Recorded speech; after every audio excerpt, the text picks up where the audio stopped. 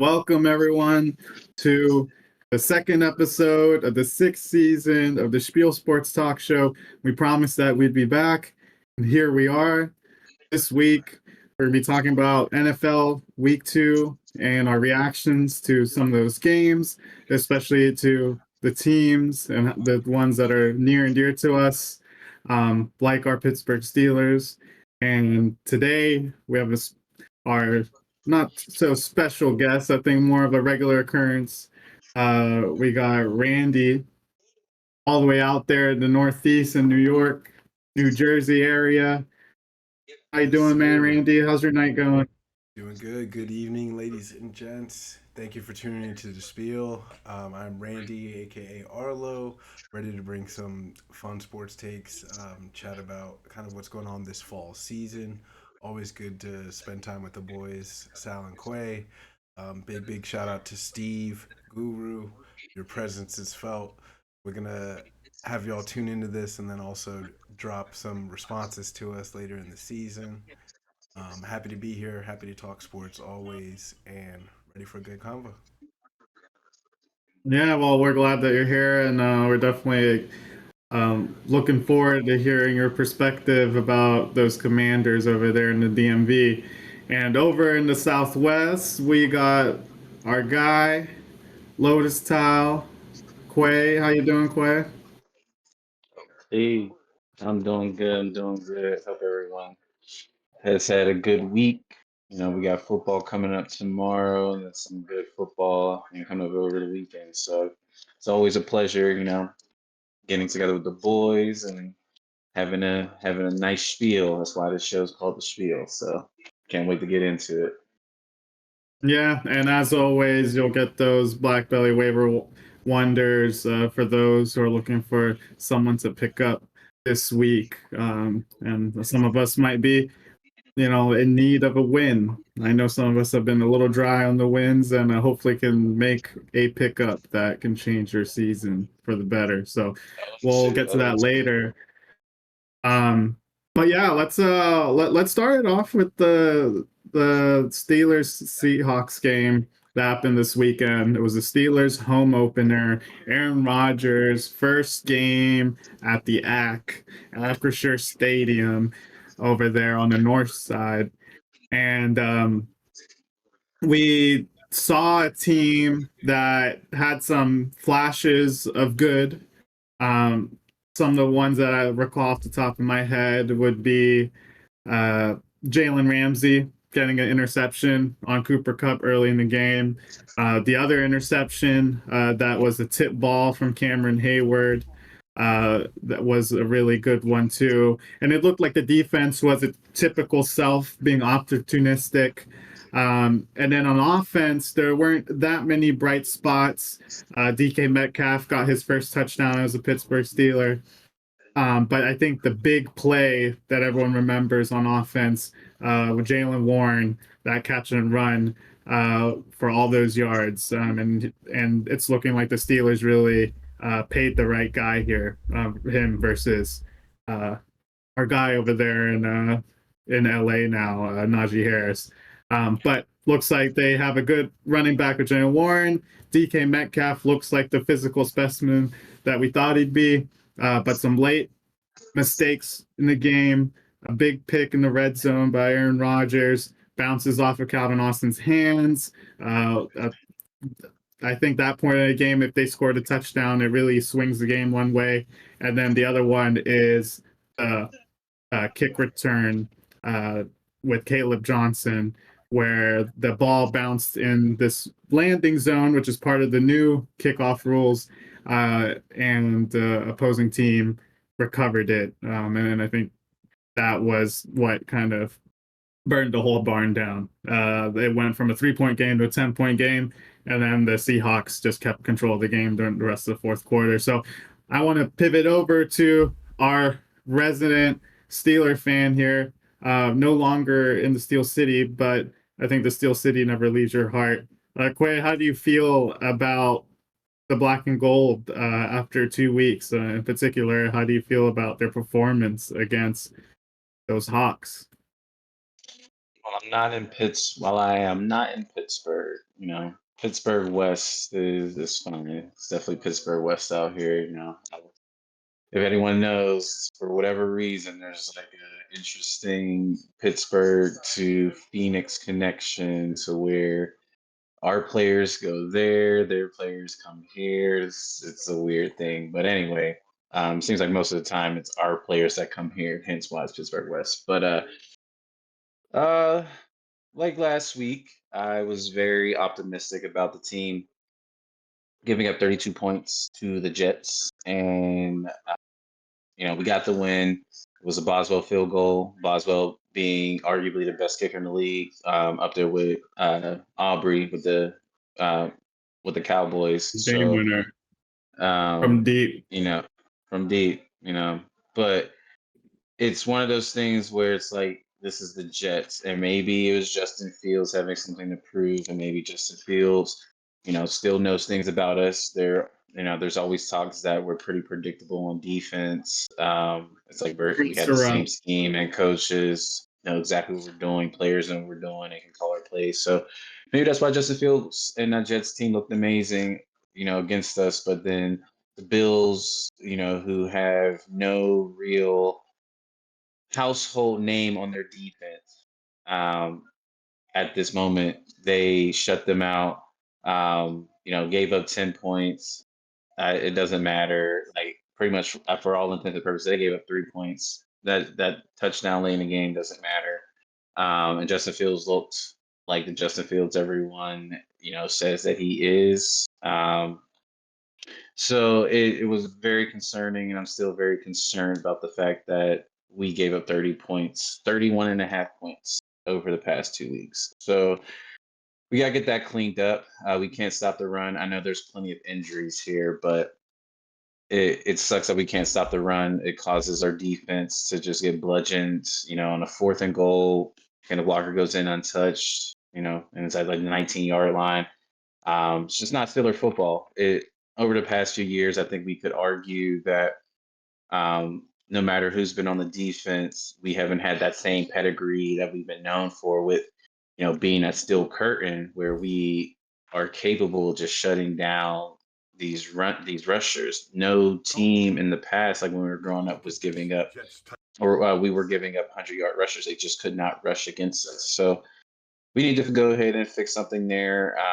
The running game, I don't know, we got to get something going there. It all starts with the trenches. We got to get that stuff figured out. Maybe more tight end usage. I want to see Darnell Washington out there a little bit more. But outside of that, Aaron Rodgers has been a pretty decent spot. I mean, I know, like I said, this game hasn't been a lot going on for us, but at least Aaron Rodgers has looked good. When the balls come out of his hand, nice. He's putting balls right in spots where only receivers can really make catches. Fryermuth drops one, and again, Calvin Austin gets in the way, tips one. It's things like that. But still was kind of wanting a little bit more from him. But again, what more can you do when offense just playing like crap? Maybe we got to figure something out schematically with our personnel. I don't know, these coordinators need to figure something out, especially on defense, like I just mentioned here. So, but props to the Seahawks.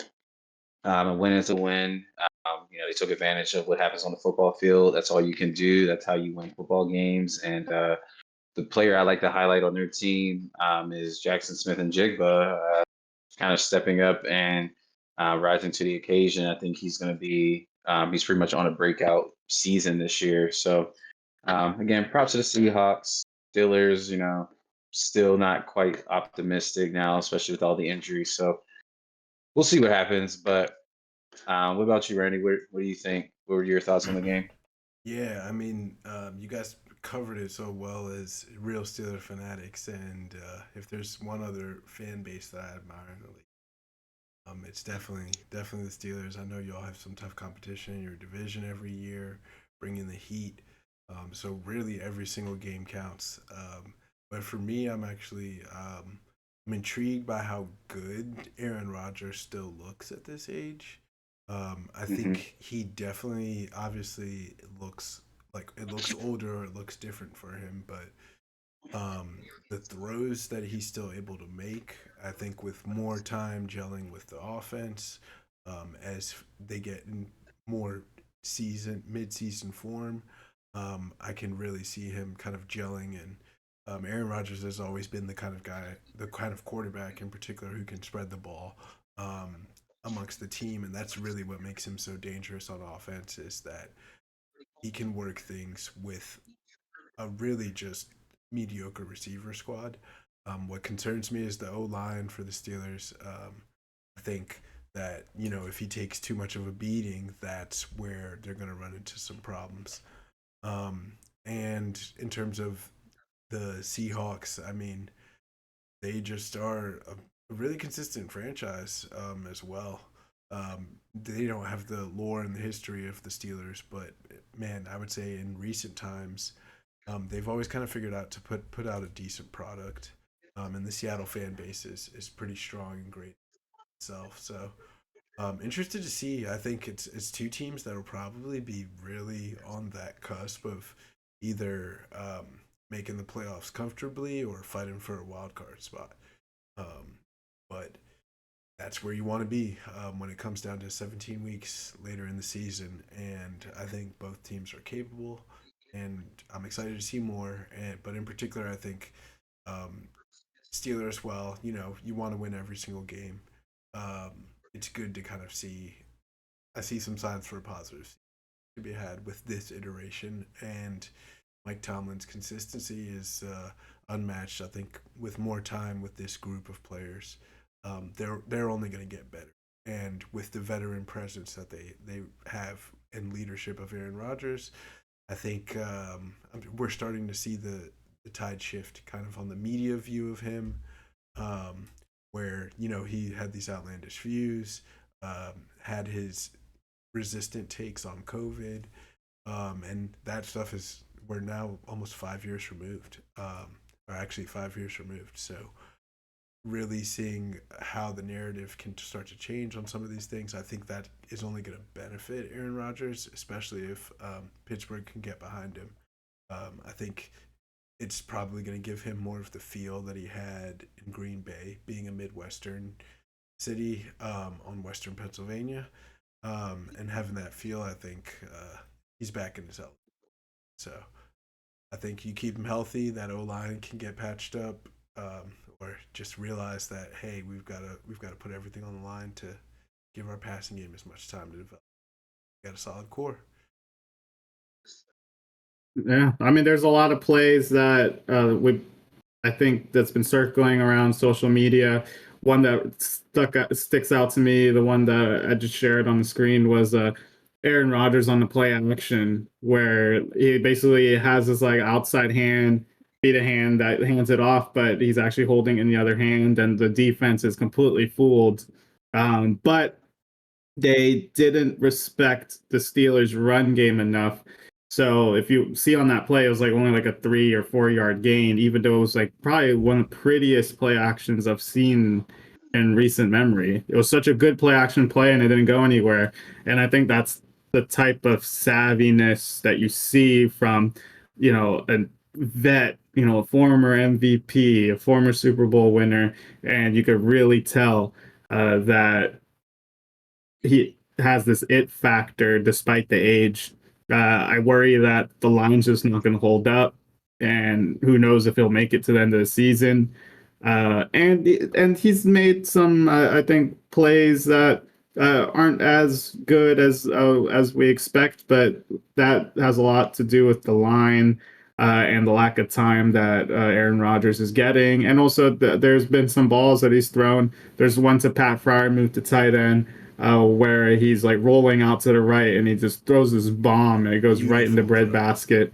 And the tight end has to come down with that. That Fryermuth is, our guy Johnu is with the team, but Fryermuth is the number one still, I think, at least in Pittsburgh's eyes. But things have to change quick. I think the biggest hurdle the Pittsburgh squad will have to go through is all of the injuries. Everyone from Joey Porter Jr. to Deshaun Elliott to Alex Highsmith, a lot of injuries. And just real quick, Quay, what do you think is something that we should watch this week as the Steelers play the Patriots?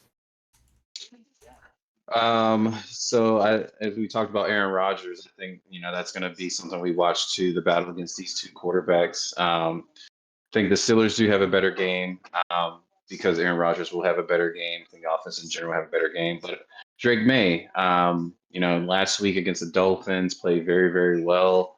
3 touchdowns, a rushing touchdown. Played probably his best football since being a pro. I mean, he's only a second-year quarterback, but I think he didn't get talked about enough as um, one of the better quarterbacks, especially rookies last year. We there was always the talk about Caleb and Jayden comparing those two, and then Bo Nix came out of nowhere as well. I think people thought Bo was going to be good, but not as good as he showed out. But you saw that because he had bigger games and they were winning more games. So again, didn't really. I don't think Drake May got the same props about what he did last season, but I think people are seeing the talent the kid has, and the Patriots definitely have their franchise quarterback of the future. But yeah, that's going to be a fun matchup to see. With the way both teams' defenses have been playing, I am not 100% sure. If they're going to hold up, if this is going to be one of those games where maybe the defense tightens up a little bit, and the offense makes certain plays, but defense, makes that key critical stop, so we're not going to see a lot of points. But yeah, we'll see. But that's going to be a really big thing to watch, and a big question is how do these defenses hold up because both have not looked great in the first 2 weeks. Both teams are 1-1 for a reason because of that, and it's crazy because these are two organizations. Over the past 20 years, 25 years, they have been known for their defense. Part of the reason why Tom Brady was on that initial dynasty run was because of the defense. Not saying Tom Brady didn't make the plays, but early on in his career, Tom Brady wasn't necessarily the Tom Brady that most people would know him or to become and be. So, and the same thing with the Steelers, Steel Curtain. So, will be interesting to see which defense will be better, and I think the better defense will be the reason why they won. And what is the repercussions for each team going 1-2? I don't think it's a big deal for the Patriots because they're a younger team, they're on a different timeline. Versus Steelers, you go 1-2, especially in a division where you know the Browns, yeah, they've lost games, but they have been at least competitive for 6 quarters. I would say they kind of gave it away to the Ravens after the half was over, but for 6 quarters, the Browns have looked pretty good. Um, Even with the injury to the Bengals, the injury to Joe Burrow, sorry, the Bengals still look good, and obviously the Ravens being the better team. In short, they're 1-1, but they should be 2-0. So I think the Steelers have to avoid going 1-2, which I think they will. I think we're going to see a score of 23-19. Yeah, I think I have something similar. I think the Steelers are going to bounce back. Tomlin, over a history of his career, has had trap games, and I think that Seahawks game felt like a trap game going in just because of all the highs of the Steelers Jets matchup and how high scoring it was and how unexpected it was. I think most folks weren't expecting Aaron Rodgers to throw 4 touchdowns in opening weekend. Uh, and the Seahawks lost a very tough game against a very tough opponent, divisional opponent in the Niners. Um, but I mean, if you're looking at the numbers, I mean, you're seeing this might be the best receiver they've ever had in our adult lifetime with Jackson Smith and Igba, and then Kenneth Walker. Fun fact: did not have 100-yard rushing game uh, since week 1 of last year. So the Steelers game this weekend, he eclipsed 100 yards. Had that red zone rushing touchdown, which apparently was the longest rushing touchdown on third or fourth down in the red zone, which is crazy. But again, they have a lot of players that can play. I mean, Sam Darnold showed that he can be a competent quarterback last year. So I think a lot of folks were doubting him just because of his previous stint on bad teams. But it's supposed to be a team that's well constructed, like Randy says. Seems like the product is always solid. But us move forward into a different matchup. Let's talk about that Thursday night football matchup against the Packers and the Commanders, and we have our resident DMV fan here with Randy tonight. We didn't get your take on last week as well, so this is kind of a culmination of like what has happened with this team over the last 2 weeks. Seems like they're one of the better teams last week, playing the Giants, and the Giants look like they have a high-powered offense. Russell Wilson throwing those moon balls and neighbors, and Wanda, and they've been playing really well. And the Commanders play great defense. And something similar happened here too, right? I mean, the Packers dominated most of the game, and even though the score is less than 10 in terms of its difference, I think most fans, I would say, think or feel as if they were outplayed by this team. Uh, some things to kind of highlight, when they came back in the fourth quarter, their star player, Jane Daniels, did get hurt, and it looked like he sprained his knee. Looks like it's not going to be too serious, but he might not play this week. Marcus Mariota might be that guy to start, who's a pretty good backup, if you ask me. Especially, I think, as a player that plays very similarly to Daniels. But yeah, Randy, how are you feeling here after 2 weeks? Does this team kind of feel like the same old Commanders, or is some of that magic from last year? Was that not a fluke, and is Jane Daniels and company going to go through a sophomore slump? Yeah, so life here, I'm not in DC anymore as a resident, but my heart is always home.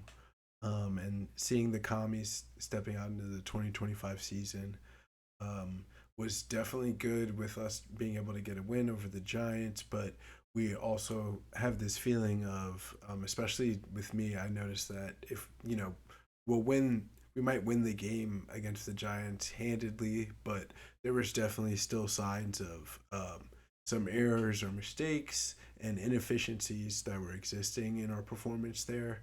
Although we were able to beat a division rival really well, we also had this feeling in the back of our head that, okay, this isn't the best competition. And I think a little bit of that probably got to the head of our team. And we might have been a little bit too complacent when you're walking into Lambeau Field on a home opener, on an isolated primetime game that's nationally televised, or actually streamed, I should say. And the spotlight was a little bit too bright, but I really think it boils down to two major things that I want to point out. I think the Commanders, my commies, were outcoached. Dan Quinn, I was not happy with the game plan that we really set forth. We time after time got bailed out by penalties and mistakes by Green Bay that really allowed us to stay in the game. Our defense held up, but they weren't really winning the battle. It was just a couple key penalties that either killed some drives for the Green Bay or extended some for us. And that let us linger into the game. And I was just hoping and hoping that we would come to life because so much of our success last season was in the second half and late in games. And I was really just praying that our offense would wake up. And then going on to my second part, I think too much of our that ties into again Dan Quinn's coaching and his game plan, but too much of our offense for some strange reason was being worked through Austin Eckler as kind of like the main source, and unfortunately, I wish him well in terms of recovering from an injury, but it looks like towards the end of the game Tough injury. he suffered an Achilles tear. And Yeah. I really just wonder if it was smart to target him on as many plays as we did. He was targeted 4 times for receptions, and we do a lot of passes in the flat, and that is part of our offense and being able to mix that up with Jaden's ability to run. But if we're throwing it in the flat, we have Debo now. There is that to me was completely underutilized in favor for a couple of screen throws to Austin Eckler, and they weren't working. And so after the first two, we really should have stopped. And then when it came to our rushing game, in the first half, for whatever reason, we didn't see it important to establish the rushing game. And then in the second half, there was no time to do it because we were constantly chasing the game, leading to Jaden Daniels throwing the ball 42 times. I would like to see that number come down. He luckily didn't have any interceptions, but he was having trouble completing some passes. And I think we also weren't setting him up for success again by not establishing a run game. I want to see Bill get fed the ball a lot more. That is our rookie running back, Ja'Cory Krosky Merritt. I liked what I saw from him, but him only getting 4 carries through the game is also just shambolic. And I don't know why Austin Eckler carried the ball twice as many times as. I think if we correct either one of those things, we probably get this game into within one score and potentially win it. So I still have confidence for the season. 1-1 start, but the Eagles look every bit as sharp as champions. So I know that we're going to be very much in a position where if we shake a little bit too much, it's going to be a fighting for wild card and fighting for your life. And I'd like to see us comfortably winning the division, um, and really just putting the national champions Eagles on notice through our. But that's how I'm feeling about the commies. Trump is sending out all the military blockade in D.C. So the commanders are really taking effect in a lot of different ways in DC. But what we're trying to see is Jaden Daniels really break through that sophomore slump now that people know a lot more of his tendencies, and his cadence, his rhythm and offense, where he's comfortable, where he's uncomfortable. Can he peel through that next layer and show everyone that he's every bit of the rookie of the year that he was? Yeah, I mean they have these new weapons with Debo, so I think even though they lost Eckler, hopefully he can fill in, and it seems like he's been motivated and very productive this season. But Quay, I wanted to ask you about the other team, the Green Bay Packers. Are they for real? Is this a Super Bowl team, or are they just is this just a team that's kind of seems like they're very well prepared at the beginning of the season, but do you believe that they have the talent to win some playoff games and get over the hump and get to the Super Bowl? I mean, episode one, I did say that they were going to the Super Bowl. Um, I said the way that this game against the Commanders was going to tell us a lot. I think the biggest thing that you wanted to see from this Packers team was if Jordan Love was going to take the next step and not really make any mistakes or like kind of erase some of those things that you were like, man, you got all this talent, but type of mistakes into his game. So you've seen in the past 2 weeks, he's played very efficiently. They have a very strong running game with Josh Jacobs. Defense since having Parsons, it's so fast, it's blazing. That pass rush is amazing, and I think it's helped the back end with their secondary as well. Um, but I I'm not 100%. Um, it's one of those things where I think they played two very good NFC teams, and I'm not 100% sure people are really bought in on them yet. But I really like this Packers team. Um, they are getting healthier at receiver, even though they just lost Jaden Reed. You still haven't really seen Matthew Golden, their first round speedster. Christian Watson's getting ready to come back, so that's what I was saying, getting healthier. There's just so much speed. Tucker Kraft is emerging as one of the best tight ends in the game. And you can just see the connection him and Love have. So I like I said, Josh Jacobs too, strong O line, really strong pass rush, and they're back. Like I said, the secondary is actually playing pretty well too. I do think they're legit. That's why I called them to go to the Super Bowl this year. I just think it's their time to finally get over that hump. Um, and that doesn't mean that it'll be easy. The Lions in their division put up 52 points. Still, like they proved why they were a game away from being in the Super Bowl just 2 years ago. With injuries and deplete them last year, Lions probably would have gone at least to the NFC Championship last year. So they still have competition there in their own division. Other teams in the NFC that look really good. The Seahawks team is probably going to get better as the season goes on. The Rams looking really good.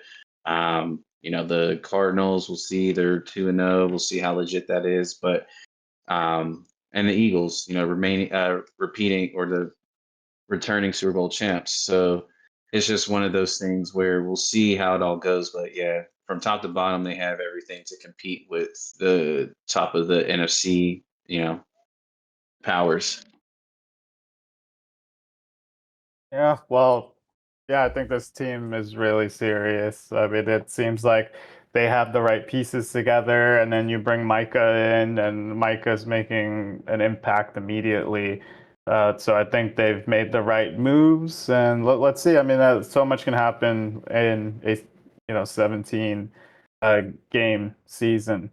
Uh, Speaking of which, for the Cincinnati Bengals, Joe Burrow's season looks like it's going to be sidelined for a little bit, a couple of months. Some of the reports are saying up to 3 months for a very severe sprain. The Burrow had turf toe, and there's the footage of him sitting there on the field, just like frustrated. He's been through these injuries before where it seems like one year they're the favorite, and the next year everything goes to a halt because of these injuries that keep occurring.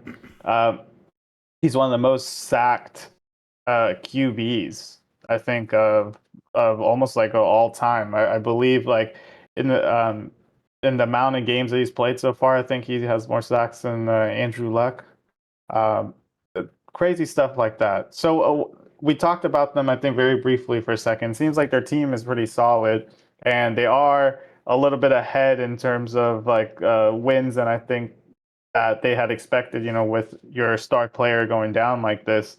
Um, what do we think? Do we feel as if this Bengals team can kind of string enough wins so that by the time Joe Burrow comes back, he can just like take over the reign and take them through the playoffs? Or is this kind of one of those years where the Bengals are maybe they should just be playing for a better draft pick and try to look forward to the future? I mean, they've already signed their wide receiver, so that's all locked down. But I mean, you need that facilitator of the ball, I think, to make the impact and the dividends that you want from those investments. So, Randy, what are your thoughts here on Burrow's injury? Yeah, I think with or without Burrow, the Bengals are in a position and a division where they're still going to have to make a push, really, to keep this team as close as they can to the playoff race in hopes that Joe Burrow can make a return. Being out about 3 months can potentially put him in December for a return. So maybe that's something that you can hope for with Joe Burrow has proven time and time again that he can come back from injuries. And they have proven that they do have the balls to make a playoff run. And I would never bet against him and Jamar Chase as a duo. Whether he can stay healthy enough for us to see what that looks like at its top level is really what remains to be the question. And when you're in a division with the Steelers and the Ravens and even a competitive Browns team, do you have the time allotted to do that? Because if they're not winning games, I'll tell you it's going to get tough. But I do see them also being able to find some success with just a solid quarterback that can manage the game. And if you're feeding T. Higgins and Jamar Chase the ball, what do defenses do? You're really just giving up space for one or the other. And I think that alone gives them a shot. And so they definitely shouldn't pack it in and hope for a draft pick because two, I think you've got to keep that talent happy. Yes, you've paid Jamar Chase, but man, one of the worst things you could do is have a season that doesn't matter right after you've handed someone hundreds of millions of dollars. Because what's their motivation at that? And he's already proven to be a receiver who wants to win. He wants to win very badly, and he wants the team to be at their best. So, can you handle that? Can you deal with that? Or is he going to want to demand a trade because he sees that, the franchise isn't willing to take the right steps when someone gets injured? So I think that some of that leadership in the locker room is really what's going to be able to kind of galvanize these guys.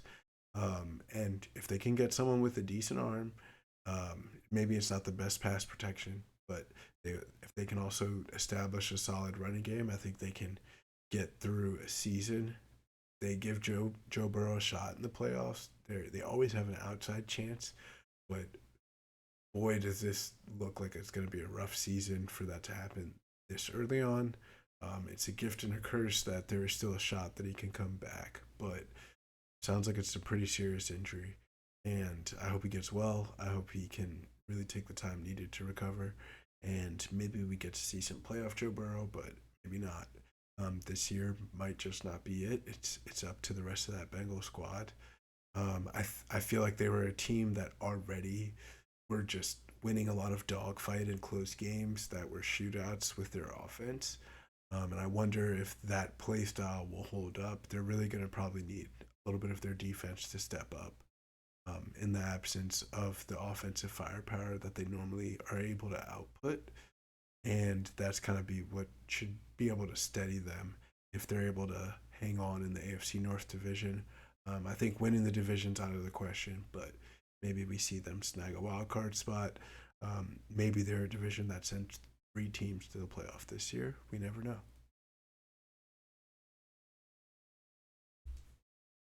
How about you, I Quinn? think they're, I think they're, I think they're, I think they're kind of cooked. I only say this because something you had mentioned, they were kind of able to have this high-powered offense and score and like push past teams because like Joe Burrow's ability. And I just think without Joe Burrow, there's going to be certain games where they're going to need Jake Browning to kind of step up. It's one thing against the Jaguars; they're still a young team, they're still a rising team. But when you get to more of the gauntlet and it's the AFC North, and then they still haven't gotten to the harder part of the schedule yet. So it will. I don't think with the way the defense is, and with the way you know, with the way that being gone for 3 months, I just don't see Jake Browning kind of holding up as long as they need him to. It kind of will just depend on how the rest of the AFC looks. I think the AFC is going to have a lot of parity this year, so that might help them by the time middle December comes around and Burrow can be back. There's just, like I said, a lot of parity, a lot of good teams in AFC. Just an AFC West. Sure, the Chiefs are 0-2, but I'm pretty sure that's going to change. I don't think they're going to have a losing season. I believe they're going to fight for a wild card spot or even win their division. Maybe, and there'll still probably be a wild card game team, but they could still potentially win their division. But the Chargers are there, the Broncos are there, and they're going to figure things out on defense. And they're one of the better defenses once they figure things out. In the AFC North, you have the Ravens, you have the Steelers, who Mike Tomlin's never missed the playoffs. So the Bengals are really going to have a hard time. The Bills are going to be in the mix, obviously. Maybe the Dolphins, maybe the Patriots, not sure there, but the Colts look good, and maybe the Texans turn things around. So there's just a lot of parity. Um, and I think they're going to have things go their way up until that middle point of December when Burrow's planned to come back for them to even have a chance. And again, I think it's going to be very, very tough. Just from the AFC North alone, it's going to be tough for them. Yeah, I think the Bengals are in a tough spot just because the other team, the Browns, they're not a easy, they're not a cakewalk. I mean, with Joe Burrow, the Browns kept it close. So As to I expect said, for Browning to do that, that's a lot to ask your backup to do. But I mean, we've seen all sorts of Cinderella stories where the backup takes them, and then so we're kind of always cheering for those type of feel good stories. So we'll see if the Bengals can get through and persevere through this. I mean, they're uh, in a very tough position right now, losing their star quarterback. Oh yeah. And he's one of the bright stars in the league, very young, and but the injury history has been very concerning. Just I would imagine as a fan, it's frustrating to see someone who's clearly a top five quarterback in the league, and now going through another injury and basically out for the season. Speaking of hmm the young generation, um, wanted to kind of show a couple clips. One with Trevor Lawrence and his offensive coordinator Liam Cohen over there as they're frustrated in a game against those Bengals, and they think they probably feel like, man, we should have won that game, especially with Burrow out. And then another one with Bo Nix and Sean Payton yelling at each other. So go ahead and go, Go ahead and pull. Trevor Lawrence. And on social media, I've been seeing people are saying this new generation can't be coached. And, there's moments like this. And I mean, honestly, I don't know about either of you, but I mean, Liam Yeah. Cohen just doesn't have enough aura to be talking to you like that, right? Trevor's probably like, Duval. who is this guy, right? Um, and then the other one was with Bo Amazing. Nix and Sean Payton, another young buck out here talking back to his elder, talking back to a Super Bowl winning coach. So I just want your thoughts on what's happening here. Is this just some growing pains that come with playing in this league, and uh, both situations don't have to be kind of in the same bucket. I think with Trevor Lawrence and an offensive coordinator is something that's brand new. Maybe he doesn't like the system that they're in. It feels like they're not throwing the ball enough, getting those air yards in. Uh, and then with someone with like Bo Nix, where it's someone who's very established that he's kind of chirping at, but this is the guy that Sean Payton wanted here. So, uh, I mean, Randy, I don't know if you Yeah. saw these clips over the weekend, but just like off of the fresh watch here, like what do you think? Do you think these young Yeah. QBs are just is this just like they don't have respect for the old heads, or is this just kind of just I think it's a very intense game? yeah, I think it's definitely both parts that you mentioned. I think the adrenaline moments like that, and even in kind of just seeing what's happening, neither of those seem like egregious, but it's also to me more of a reflection of kind of like the player coach relationship these days, and also the commodity that is like coaching in the NFL right now. um Everyone's replaceable. People are constantly getting promoted, demoted, and fired.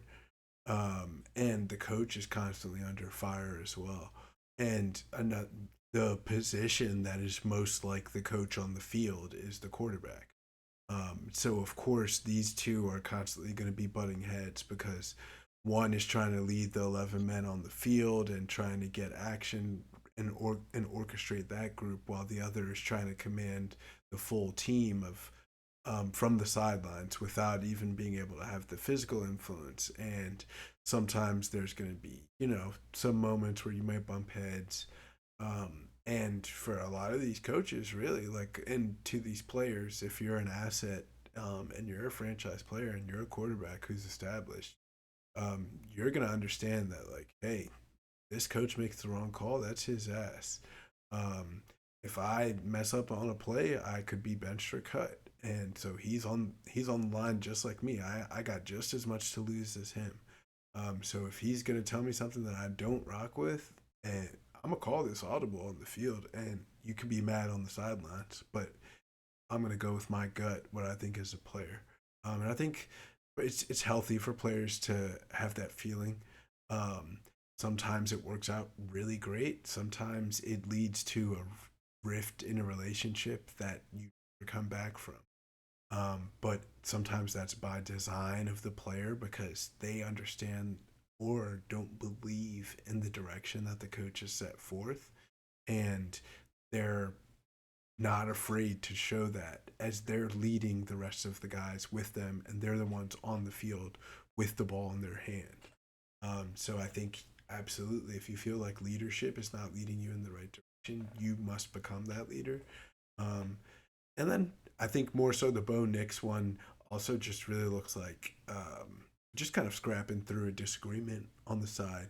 Whereas, like, I guess Trevor Lawrence's could be looked at as insubordination, just like right before a play is about to happen, just brushing him off. But it also looked like there wasn't much being communicated there for Trevor Lawrence to receive. And if anything, he was more of just like, yeah, I got it. Like, no need for all the hype. I know what I'm doing. Type. Yeah. Like you don't have to tell me to throw the ball to the receiver's chest, Like I've been Exactly. playing this sport since I was a little kid. And like Exactly. it's the demeaning, and I think the younger generation just also understands like their worth, and I think Trevor Lawrence knows that and is frustrated that Yeah. that they couldn't win this Sunday, especially the And situation what they is were that in. going to But do for Trevor Lawrence in the moment of, it's more performative, really, in that sense. So I yeah, think Hmm. when a coach does something like that, and, Trevor Lawrence is standing his ground, and I think also part of him is really just focused on the task at hand and is kind of just saying, like, all right, we can discuss that later. We're going to watch the game tape all week next week. Like, we can discuss that later.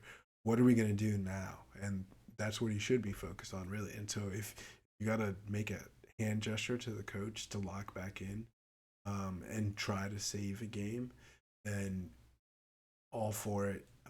You're a franchise quarterback like him who's at a pivotal time where he's really got to prove it, that he deserves to be the guy. Then, excuse me, you have you have no choice. You have no choice but to step up. But again, I think it's just the biggest reflection of that player coach relationship these days, and how everyone's expendable. Players have always felt this, but coaches now more than ever.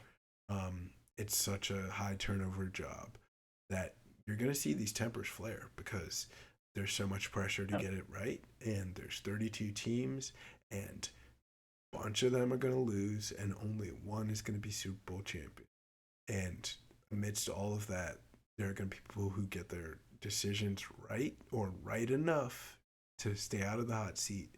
And then there's going to be people who are walking on coals and laying fully down. And that's it. Sometimes, a player can really show his ass. So I think these seem just like normal banter to me, competitive nature, almost the kind of thing. If I'm an owner, I want to see a little bit because to me that pressure is what makes diamonds, what breeds success. Um, and again, sometimes you may not come back from it, but also sometimes that might be what's needed to create the change in a franchise that leads to winning in the future. How about you, Quay? How do you feel about the QB drama, the prima donnas? Are they taking the wide receiver spots?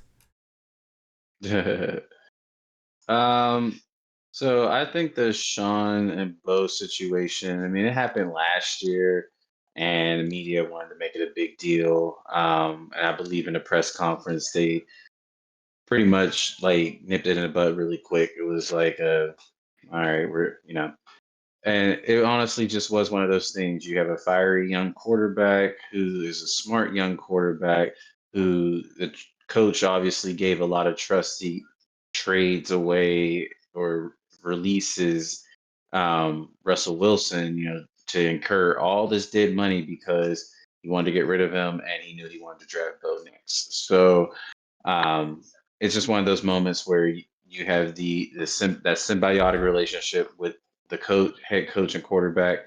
You're gonna have those venom moments. And use a pop culture reference here, where symbiosis may look good for a while, and then there's going to be something where you get into a bit of a heated little argument debate because you got to prove your point. They have to prove their point. Oh, they're trying to get this, they're trying to get understanding here. They want understanding here. So again, there's nothing really there. And to a similar note, I think it's very similar in a different way with Trevor Lawrence and Liam Cohen. There is a bit of like how it looks, so the portrayal of what he does is more of the issue, I think, versus the actual action being done. Again, I think it's one of those moments where, like you said, I got this. I think that's exactly what it more so was. Like, I'm good. Like, I got it. And could have been talked about again later on in the week during film or, after the game or whatever. But a quarterback who's been a quarterback doesn't need to, at least shouldn't have to be told to throw the ball, at the receiver's numbers or at the hands of the receivers. So, um, I just think it was one of those, like, Liam Cohen just really wanted to, be that coach that's like, man, come on, let's get fired up right in the chest, get him in the chest next time, type of thing. Like, and that it was coming from a place of like good, and I don't think it was trying to undermine like the ability of Trevor Lawrence or anything. But again, I think the perception of how it looks is because he is a first year coach for this team, and Trevor Lawrence has been in the league for 5 years with this Jaguars organization, and it's kind of like, okay, I don't care what you're saying. I'm the franchise quarterback. Like, I got this. So, like I said, I think the perception's more of the bad thing about it, but the actual action, I think with both quarterbacks, nothing really to be worried about, to be concerned about. But I think we'll see as the weeks goes on, more so with the Jaguars, if that was if this is going to be a recurring thing, or if again it was just that one moment on the sideline, sideline reaction on. So, yeah, I'm not too worried about either team, either quarterback, either coach. Yeah, I think especially with Sean Payton, I think he has all full authority on this franchise, and I think it was just competitive nature. I do think the Trevor Lawrence thing does seem more of like a man, like who are you to speak to me? Like, I've been here longer than you have, and the Hmm. offense that you've created has not created enough offense for us to win. So I think that it's more of frustration, but not saying that that's something that can't be mended, but it is worrisome in week two to go through that, Hmm. right? If Lamar Jackson waved off Monken in week one, well, their offense has been so good, I don't think they would. But if that was the situation, I think it would definitely be on everyone's radar as well. So we'll see where those teams go. The Broncos supposedly have one of the better defenses in the league. The Jaguars look like they're probably more middling team, maybe good enough to not be at the bottom of the standings, but I don't think anyone is expecting that team to go far, but maybe they could sneak into the Yeah. playoffs. But let's go talk about a team that has been doing really, really well, and that's the Indianapolis Colts. This team has been doing pretty well on offense. Has been, I think, the only team left in the NFL that has not punted yet. So they're 2-0, and the punter hasn't had to do any work. Just And collecting the there's check. Yeah, just collecting the checks. And Danny Dimes, who was supposed to be this QB that was going to help lift the Giants out of mediocrity, and had just not been developing the way that they thought.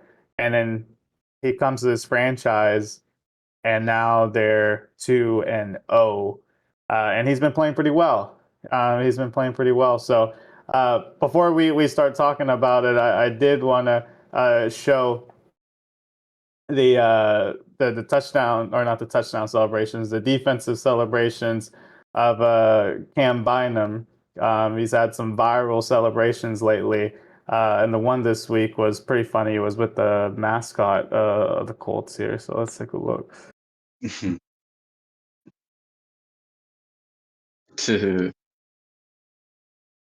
Yeah. I don't know how. I mean, anyone who has seen the Key and Peele skit, right? Everyone knows that there's only an X amount of thrusting that you could do in this celebration, and I think they push it. And I think the only way they pushed it here was because the mascot was there and he was doing it too. I think Bynum did it by himself. He probably would have got caught. And then the other one was him flopping like a fish. I don't know if you guys caught that one. I'll have to look that one up too. But they've had some pretty funny, memorable celebrations there over there on the defense. Um, what do you guys think about what were you saying, Randy?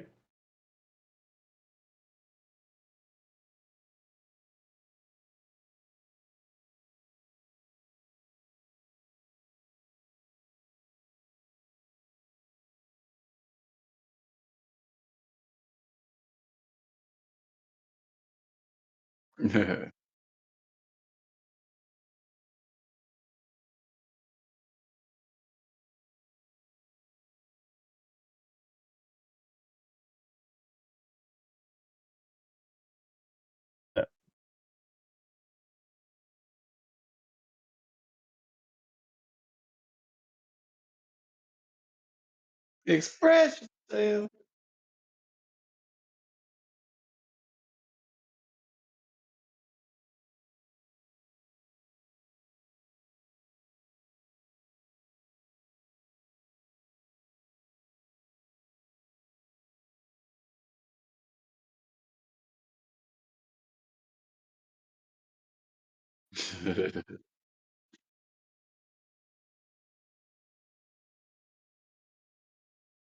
Joe Buck was so mad about that. Garbage, disgusting.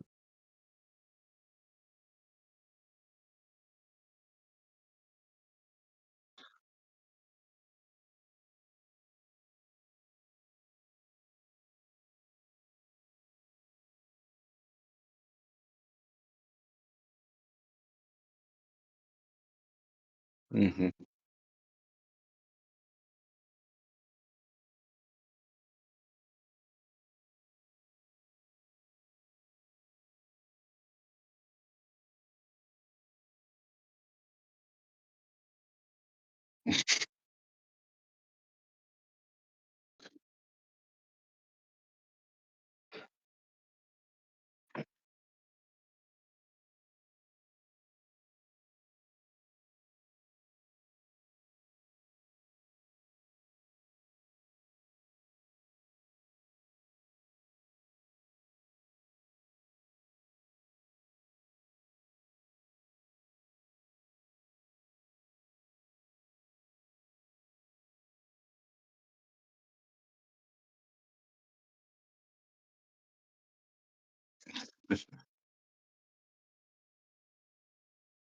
Yeah, yeah. Quite before you go, I mean, I kind of want to lead you into this a little bit. Um, what I'm showing on the screen is rushing yards per game in NFL history, and Jonathan Taylor is number 5 all time with 90.6 yards per game. The only one closest who's active player is Derrick Henry with 84.2. So, Quay, what are your thoughts here on their star running back, who's kind of been the star player on the offense since he's been on the team? Yeah, I have JT in a league, in a fantasy league. So, I mean, this was a running back that wasn't talked about really last year, maybe because the team wasn't doing that well with Anthony Richardson at the helm, not really having a quarterback. Even 2 years ago, you didn't really hear too much about him. After his like 2,000 yard season, it seemed like yeah, he just kind of fell off. But if you were watching those games that he was able to play, he looked still like every bit of the player that we knew he could be. Just again, injuries one year and then another year, not so good team. So I think people aren't looking at him. But 165 yards and making catches out the backfield, scoring pretty much the game tying game leading touchdown, or pretty much the touchdown that brought them closer to winning the game right before their field goal that inevitably won the game. That came from JT. So Jonathan Taylor again established himself as one of the better running backs in the league, top five for sure. Still just entering his prime, 26, turning 27, not an old running back by any means. Where Saquon is approaching, I think, 1 year away from 30 or just turned 30 this year, and then Derrick Henry is 32. So, um, yeah, I would say with this Indy team, they are going to potentially win their division if this keeps up. I don't see anyone else really challenging them. Jaguars, again, like I mentioned, a younger team, still needing to work some things out with a new coach and new system that they're trying to work with. Um, I think same thing with the Titans. They need time. Cam Ward has made some crazy plays just in the first 2 weeks. Amazing throw that led to a touchdown, like crossbody. I mean, yeah. But I just think, and with the Texans 0-2, they'll figure it out. That's probably going to be their biggest competition. The Colts and Texans are definitely the ones that are going to be battling out for that division. But I think the way this defense has played as well, just being opportunistic, just really shutting out the Dolphins week 1 and making big stops when they needed to against the Broncos. This team is definitely something to be worried about anytime you play against them. Again, they probably will claim the division, but I don't think we can say they're title contenders unless it gets later on this season and you're kind of looking at everything and it's like maybe they can. But again, I think their ceiling is going to be division leaders with a potential wild card victory. But they still have some things to probably fully work out. The AFC, again, as I said, there's a lot of parity, a lot of good teams, and are they really better than the cream of the crop of the AFC? Which the the Chiefs are going to get healthier. The Steelers are probably going to figure things out. You have the Ravens, obviously. You have the Bills, obviously. So it's just one of those things where those teams are closer than they are. So again, not title contenders, wild card victory, potentially their ceiling, but I do believe they are going to win a division. It's going to be a close one between them and the Texans, but I think they're going to win it. Yeah, I agree 100%. And I mean, after what happened with Andrew Luck, the Colts deserved an injection, uh, some goodness. So hope to see if they can maintain it. But the real tests are down to come later in the season. Um, Hmm. next, next we can tap into our prediction guru master. That is Black Bill Belichick. What you got in the realms of prediction for us this week, Quay?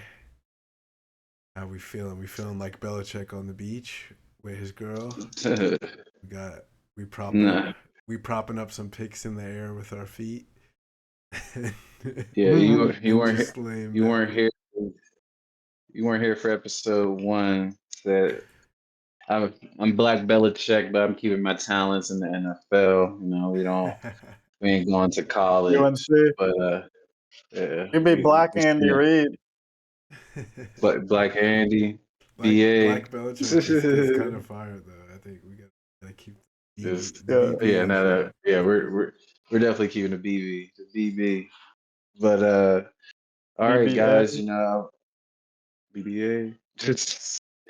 But guys, I always love this segment. Everyone tuning in for the Black Belly Waiver Wonders. this, like I said, one of my favorite parts of the show. I love every single part of the show, but I love having this little segment here to help you guys beat me. You know, it sucks that I give away free advice, but I care. I'm generous. I'm kind, so it's okay. I like competition. I want teams to do well. I want people to do well, especially you guys who aren't in my leagues that watch this. I want you guys to win. So if you ever win, you tell people you won because of Black Belichick. Remember that. But we're going to start here with Jawan Johnson, tight end of the Saints. He is my highlighted waiver wonder of the week. He had, for the past 2 weeks, it's undeniable. Jawan Johnson is definitely being used in this Saints offense finally. The guy has had major potential over the past few years being in the league. Just needed someone to utilize him and unlock his talent. And Kellen Moore down there doing a really good job. Even having Spencer Rattler, who they weren't expecting to start. Derek Carr was supposed to be the guy. And then he retires his shoulder. Then you get Tyler Show, and you're thinking like maybe Tyler Show is going to be your guy, but Spencer Rattler beat him out of camp. It looks better. I mean, he had a whole year in the league and played some games last year. So, but again, this is helping the offense very well. Jawan Johnson had 8 catches, 76 yards week 1, 5 catches, 49 yards, and a touchdown week 2 off of 11 targets week 1 and 9 targets in week 2. The guy is getting volume, so it's definitely a safe pick. When you're looking at fantasy PPR ratings, it's going to be high. I mean, pretty much 16 points in the past, averaging in the past 2 weeks off of in fantasy points. So definitely worth the pick, especially with tight end. There's been a couple of injuries, so teams are going to be looking for some tight end replacements until their tight end one comes back, or maybe Juwan Johnson takes that over for you. For me, I have Kittle, so I was one of those people that needed a new tight end. Sadly, I could not get Juwan, but it's okay. He was already taken. But someone else, you can probably do that. Secondly, we're going to talk about Wan'Dale Robinson of the New York Giants. The surprise game, if you ask me, of the week. I don't think anyone was thinking that Giants and Cowboys game was going to produce 77 points and essentially 1,000 yards of offense. I think we had like 900 yards of offense. It's kind of crazy. Um, Wan'Dale Robinson, even when he plays, he's had some injuries over the course of his career. Still a young receiver, but even even the games that he played that you didn't maybe say, oh, I didn't see anything big. He was always a PPR machine. He's a great possession chain moving receiver who has speed as well to take off the top. Week 1, 6 catches, 55 yards, 11 and a half fantasy points. And then you have week 2 where he really exploded in that shootout with the Cowboys. 8 catches, 142 yards, and a touchdown. Each game, 8 targets or 10 targets. In week 1, he had 8. Week 2, he had 10. Again, he's being looked at. The volume is there. Russ, when he's looking for a check down, a safety net, or someone to move the chains, it is Wan'Dale Robinson, not Malik Neighbors. Even though Malik Neighbors had a really, really good game. Wan'Dale Robinson is definitely the de facto number 2, and with the high volume, especially in PPR settings, this is a receiver to have. We are going to jump to Romeo Dobbs as my third. Oh, and quickly, Wan'Dale Robinson only rostered in 24% of leagues, so he is out there. Go grab him. But yeah, Romeo Dobbs, he is rostered only in 17% of leagues. He is available. Hasn't had the volume as the first 2 that I mentioned. However, with injuries to Jay and Reed, and pretty much the way he operates, you see, if you've been watching the games, he is essentially running as their number 1, number 2 receiver with Dontavian Wicks. I think that is a good sign. And usually when in the passing game, Jordan Love is looking for him outside of Tucker Kraft. Tucker Kraft is obviously the guy right now that's moving their offense in the passing game, but Romeo Dobbs is their guy that Jordan Love really looks for. He had 2 catches, 68 yards off of 4 targets week 1. Again, not these huge numbers. But week 5, 5 targets, 3 catches, 28 yards, and a touchdown. again, not these huge numbers, but being out there in formations where he's the number one receiver, he's getting looks. The running game has really helped them. The defense has dominated, so they haven't really had to pass. But I'm telling you, when shootouts start to happen, especially as they start to have competition, games start to slow down a bit, Romeo Dobbs is going to be a receiver to have. So yeah, look for him. Like I said, rostered only in 17% of leagues. Zach Ertz is going to be the next waiver wonder at 57. He's only rostered in 57% of leagues. He's had an uptick over this past week in terms of being rostered. 3 catches, 26 yards, and a touchdown week 1. 6 catches, 64 yards, and a touchdown week 2. He is Jaden Daniels' safety blanket. He is his red zone target. He is his chain mover. With that, that means he's going to get targets. He's going to get these opportunities. There might be some low games if he's not getting that touchdown because maybe he had 6 targets but caught only 3 balls for 30 yards, no touchdown. So there might be those games where, he'll have, he won't have as high of a ceiling, but the floor is there to get solid points. And then again, he's being targeted. Tight ends have been injured. It is a tight end to go for if you do not have a tight end that is worth starting right now due to injury Yeah, and potentially he's could take over your starting tight end position. he is And Jaden's like fallback red zone target too. so you got see we got co-signed by a commie, so it's good. It's good. Sure. And then we got Harold Fannin Jr., another tight end. Again, there's been injuries at the tight end position. Not a lot of good tight ends out there until these emerging ones that I've mentioned. Harold Fannin Jr. for the Browns has been cutting into Njoku's receiving share, almost to the point where you're wondering, is Fan Jr. going to be that number one tight end, and are we going to see a Njoku trade? I don't know anything. I'm not an insider for the Cleveland Browns or anything like that, but Harold Fannin Jr. has been sensational in terms of um, his target share and the yards he's been getting. PPR guy, he's essentially average. Um, right now, his floor is 10 points. His ceiling so far is 13.5 points.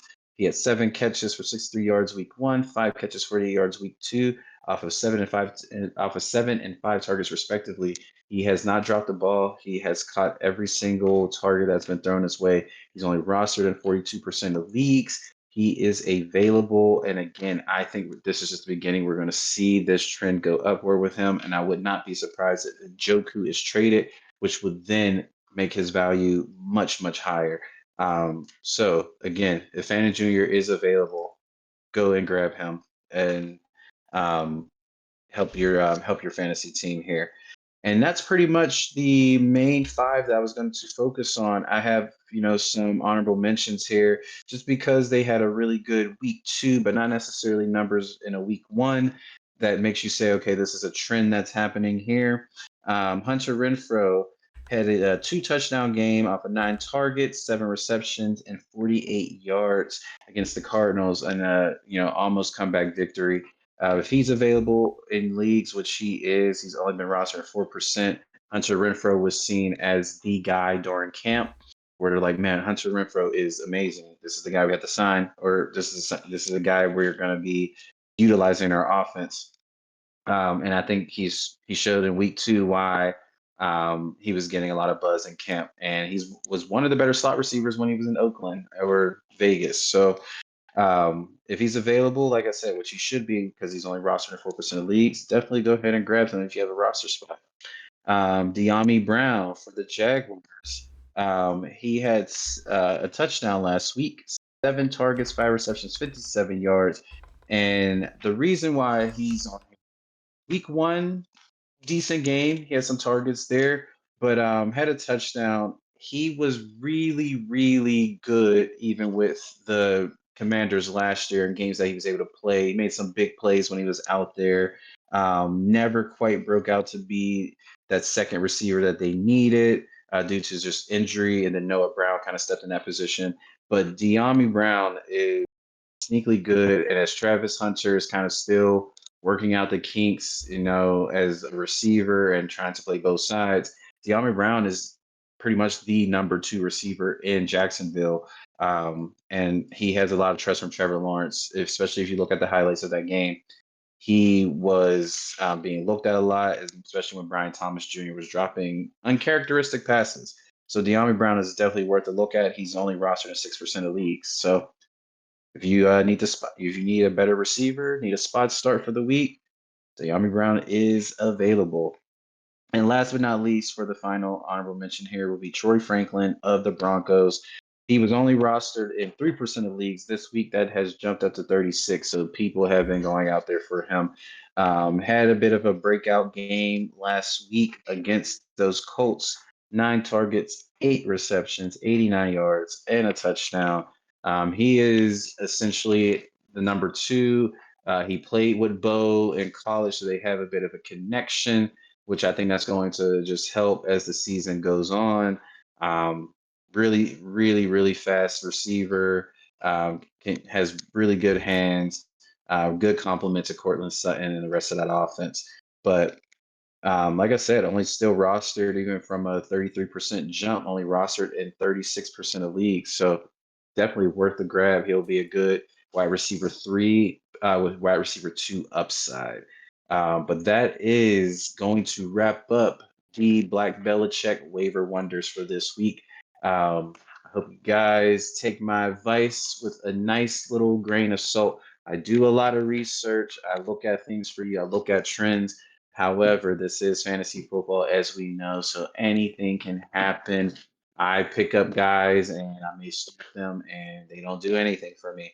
So, but again, I hope this helps. I have such a great time putting in this information and getting it out for you guys. And again, if you win, you let people know it is because of Black Belichick. Yes, Yeah, sir. well, thank you so much for those tips. I'll make sure that I make some of those pickups, especially for those leagues that I'm not doing as well at wide receiver.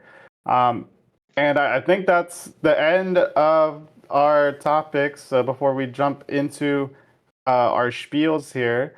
But it was a pleasure to bring another episode, season 6. This has been years in the making. I'm glad that we were able to get some consistency here with our show, and hopefully we can get you some week 3 reactions next week. But yeah, anyone have a spiel they want to bring up? Randy, you have anything you want to yap about?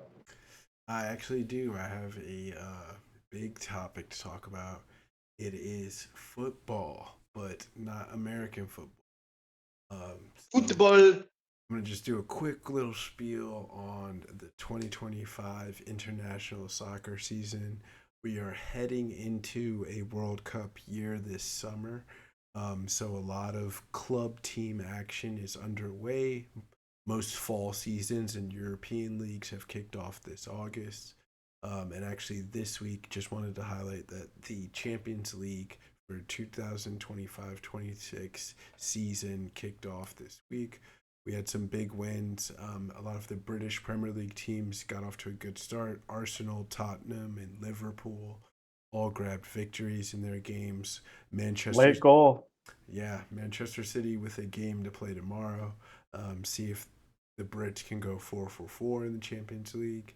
An insane game between Juventus going 4-4 with Dortmund. So just a real slobber knocker right there. Awesome to see that. And all around, just happy that European soccer is back. Players are really fighting to perform well at their clubs so that way they get selected by their countries to really play on the biggest stage here in North America this summer for the World Cup. So I'm excited to see all of that culminate. And yeah, that's my spiel for the sports. I love my American football, Yeah. but love to mix it up for the soccer too as well. And joga bonito. Yeah, make sure you put your draw in for those tickets. Sir. If you don't get them now, you probably can't afford them later, right? So put those, put the draw in. I think it's open Yeah. for Well, a little bit. the only Uh, problem is because qualification for the World Cup isn't complete yet, the teams get kind of randomized. So you can get tickets to like a stadium near you, but like if you want to see a specific team, you might have they like each group in the World Cup is going to be based between certain stadiums. So like Group A might be at East Rutherford here in New Jersey, 15 minutes away from me, or it could be Mexico has three stadiums. Canada has three stadiums as well. We're also going to have Dallas as a location, Seattle. I'm not sure if LA. I think LA as well, and then Florida will have host some games as well. So depending on where your favorite team is, you're gonna then have to figure that out once the group information comes out. And I think that will be the biggest rush of when tickets are snatched up and purchased. But of course, the more popular teams are going to have a higher price rise. And there will be scalpers who are buying the tickets blindly to the stadium. So if you know that you don't want to travel, just get tickets to your nearest stadium. Enjoy the games of whatever teams come there. But if you're a fanatico for, you want to follow your country, you might have to wait a little bit until those group phases come out. But as soon as they come out, grab your tickets. Yeah, I mean, there's 11 U.S. host cities. I think we didn't mention Atlanta with Yeah. their fancy stadium. I think they're playing in Mercedes-Benz Dome. Uh, and then I believe Dallas, Houston, Kansas City, a lot of teams that have big MLS teams. Boston, Miami, I think. So should be a really good time. I put my bid in for the raffle. And you can also specify which team that you want to see. I don't know how it factors into the tickets that gets released, like, or it's like because those teams, like you said, haven't really been finalized. Although there's always going to be the usual suspects, right? The Yep. same teams coming out of Asia, the same teams coming out of Europe. So it'll be interesting to see what happens. Is there's going to be this like community of like exchange? Like I want to go see Korea, you want to go see Portugal. I got the Portugal tickets over here in Seattle. Yeah. You have the tickets over in New Jersey. What happens then? So, and I think the other thing that'll be interesting is like, are international travelers going to prefer going to, a game in Monterey or a game in Yeah. Vancouver versus coming into the United States? So, hopefully it brings a lot of fun and a lot of unity that I think the world needs here through the beautiful game of football. So, yeah, thank you for sharing that spiel. I really, really, I think all of us really appreciate soccer and what it does for everyone on a global stage. How about you, Quay? You have Worldwide. anything you want to do a spiel on? Um, just kind of a continuation from last week. For those that didn't tune in, it's kind of mentioned like had a had a crazy year and a half of life, just dealing with a lot of different things, from a breakup, financial things and whatnot. Uh, Recently, I got a new job. Just also got another new job, so that's the Hey. continuation I want to talk about. This is a job that's kind of going to help with different things of well, both jobs will, but this is one where I can definitely easily transition to doing certain things that I really, really want to do, which then also will let me become the entrepreneur at some point that I really, really wanted to be, that I've, yeah, really tried to be over the past few years and still am on the side and everything. But again, when life, as I talked about last week, when life hits us, like Rocky said, it's not about, um, it's not about it's about like how hard we can get hit and how hard we can get hit and how we get back up after that. And so, paraphrasing, but essentially, the same thing in sports. You got to persevere. And I just kind of wanted to shout out like people who do persevere, and mainly when it comes to football, Baker Mayfield. This was a guy that was written off after giving like his body to the city of Cleveland, and because he wasn't 100% himself and gave whatever he could, not being 100% of himself, and he didn't do that well. It was like, well, I guess it doesn't work for us anymore. And, the rest of the league really wrote him off too without that context and understanding. And, the past like 3 years, I mean, he's established himself as a top 10 quarterback easily. He's top three in different metrics, whether it's yards, touchdowns, over the past couple of years, amongst other quarterbacks. And I think he's only behind. I think he's only behind Allen and Lamar when it comes to, I believe, touchdowns over the past like 3 years. So it's very, very high company to be a part of. Really shifted this Buccaneers offense and this team, especially, he had to fill big shoes. Tom Brady was just there, won a Super Bowl a couple of years prior before retiring. So um, I like stories like that. That's what sports is about. I think that's why we like sports. When you mentioned earlier, we like the underdog. We like rooting for those. We like those like comeback stories. And with that being said, I want to then shout out those. We had Achilles injuries with Eckler. We've had Achilles injuries throughout basketball last season, and just want to shout out those players and say, they're going to bounce back. We're going to see a lot of these guys um, really persevere. They're fighters. All of them um, have definitely put in the work and time in their crafts, and they know what it takes to get back to where they need to be. And really looking forward for them to make a comeback, to really show the world like who they are again. But again, I think that's why we love sports.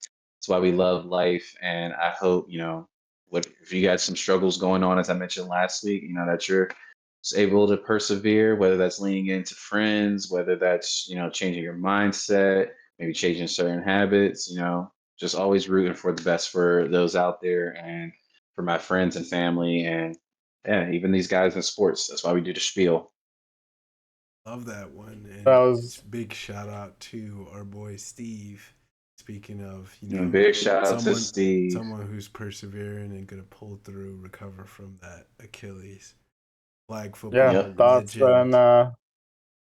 yeah, prayers, hit, Scuba Steve's way and positive vibes as he goes through this rough time. I mean, we think about it from like sports perspective. Oh, I won't be able to be out there on the field, but how these injuries affect our day to day, and it really does allow you to reflect and hopefully come out the other side grateful of just the simple things. Our body's just working the way it's supposed to, and just like one little nerve that's pinched and one little bone that's snapped, and it might be a toe, and it's not Tomorrow, yeah. not that big of an injury.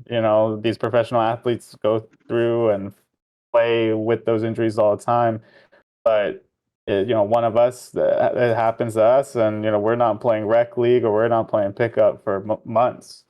So shout outs to the professional athletes that put their bodies on the line, and that hopefully we get some fast recovery, especially from these really talented players from all the different sports that we love. Uh, my spiel is gonna kind of tie into both. I mean, we're talking about kicking a ball with the World Cup. We're talking about persevering and trying to beat the odds to achieve your goals. And the Atlanta Falcons have had a very interesting first 2 weeks of the season regarding their place kicker. The former uh, Pro Bowl kicker Young Wei Koo uh, missed a potential game-winning 44-yard field goal in the final seconds of Week 1, and the writing was on the wall that they were going to replace him. It seemed like last season they had kind of started to lose faith in his ability, and who comes in? Parker Romo comes in. Uh, he's a native of the Atlanta metro area, a journeyman, a person that's been on one team and cut and goes to another team and gets cut. I think he's been on a total of like 7 different teams: the Saints, the Lions, the Bears, the Vikings, the Patriots, and the Falcons. Call him up and give him a shot. And everyone saw uh, on uh, on national TV him helping his team win the game. They couldn't get to the end zone, but he was able to get that ball through the field goal 5 different times. A feel good story that I think everyone enjoys. I think the kickers are the ones that affect the game the most, but very unappreciated because they play football in a different way that other people play football.